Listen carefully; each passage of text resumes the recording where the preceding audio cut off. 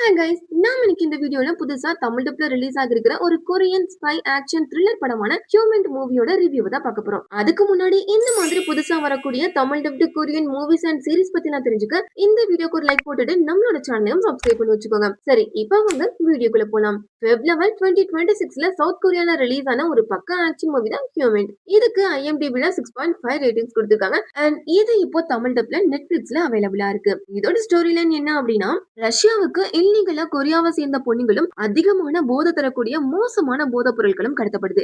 இந்த கல்பிரிட் கும்பல் யாரு, கடத்திட்டு வந்த பொண்ணுங்களை அவங்க என்ன பண்றாங்கன்னு கண்டுபிடிச்சு மேல் இடத்துக்கு இன்ஃபார்ம் பண்றதா நம்ம ஹீரோவோட வேலை. ஹீரோவை பத்தி சொல்லணும் அப்படின்னா, ஏற்கனவே பாஸ்ட்ல இந்த கேஸுக்கு எவிடன்ஸா மாறின ஒரு பொண்ணை காப்பாற்ற முடியலங்கிற கில்ட்டி இருக்கும். அப்பதான் இந்த கேஸை இன்னும் டெப்தா இன்வெஸ்டிகேட் பண்றதுக்காக ரஷ்யா வராரு. அண்ட் இவர் வந்து ஒரு சவுத் கொரியாவை சேர்ந்தவர்.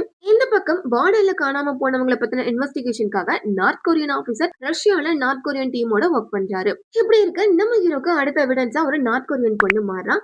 அந்த பொண்ணு ரஷ்யாவை சேர்ந்த கல்பிரிட் கும்பல் கிட்ட மாட்டிக்கவும் செய்யறான். இதனால சவுத் கொரியா அண்ட் நார்த் கொரியாவோட இன்வெஸ்டிகேஷன் ட்ராக் வந்து ஒன்னாகுது.